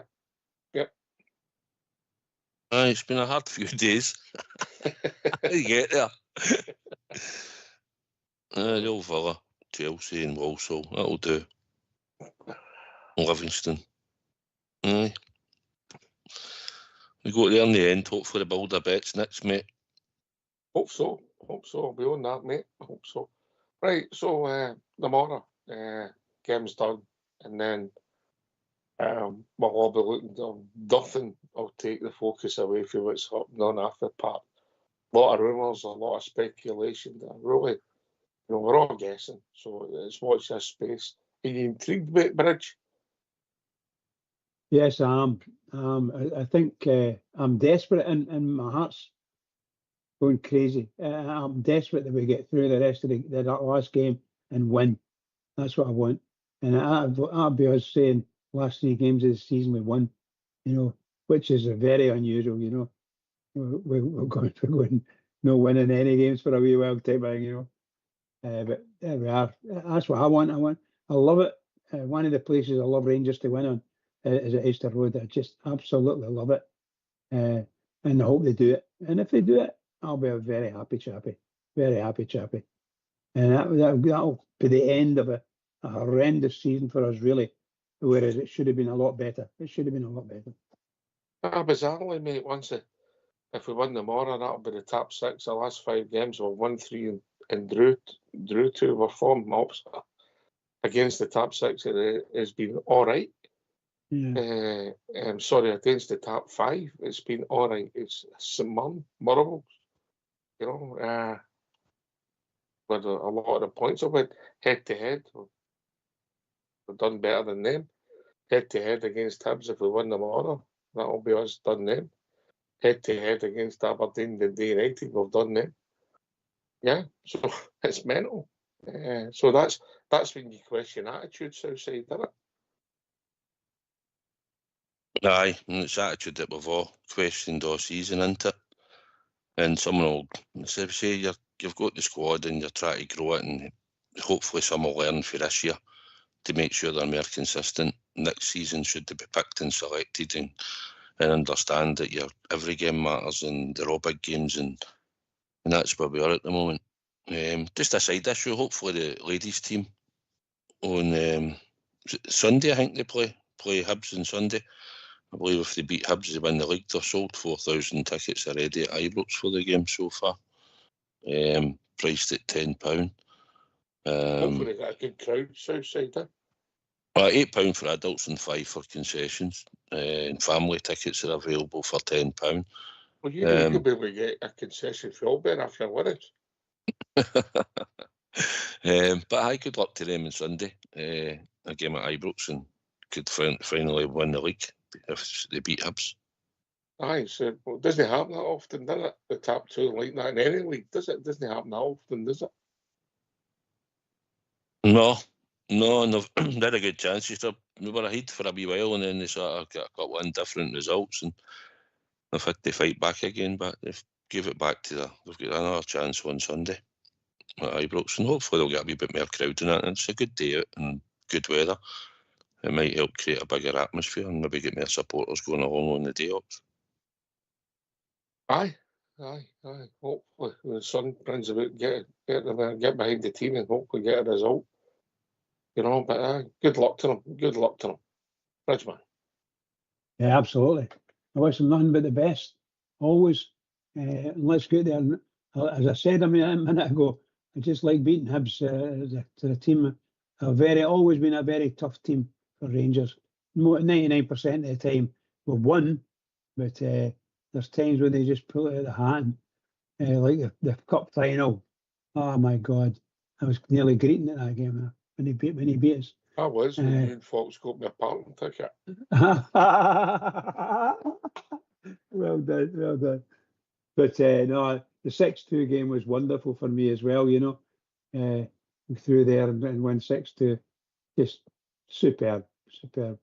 These are the games. I had a great friend who's a big Hibs fan, and him and I used to go, get right into each other with a football. That was brilliant. I loved every minute of it. Nearly always came out the winner as well. He was raging. He was a good player. Last one for your good Southside.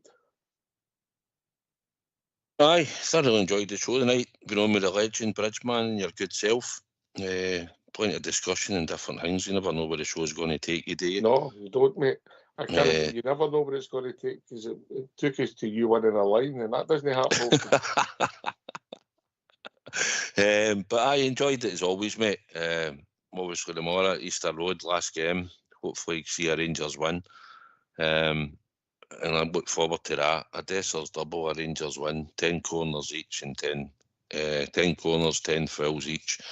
And you've got a lineup, so 45-1. So hopefully it'll happen. And I'm sure we'll be loud and proud tomorrow, although they've cut our allocation, but so be it. So as always, there's only one team, one crown, mate. Hopefully it's a double against the Hibs. Over to you, the legend. Last one. What can I say? Magic Hawks there, magic. And of course, tremendous about Southside and supporting me here. Can I just say, as far as I'm concerned, last game of the season, and it's the biggest game of the season. There you go. And it's really, really good to say that. And I'm so looking forward to it, us winning. And I'm taking Rangers for a 1-0 at Easter Road. That's what I'm going for. So to all the Rangers fans listening in all over the world, please keep it going for the Rangers, because the Rangers need us. Keep it going. Yes, whenever we're going down that road tonight, I'm taking the Rangers victory. There we go. Listen, thanks to Southside and Bridgeman for doing the show. Of course, Fox and Old School Blue for doing the technicals. RangersRadio, we're back tomorrow at 11:30 as we build up to the last game of the season away to Hibs at Easter Road. Thanks for listening. Enjoy the sunshine. And remember, if you can, get along to support the ladies on Sunday. They'll appreciate it and hopefully cheer them on to winning the league. Thanks for listening. Take it away, Old School Blue.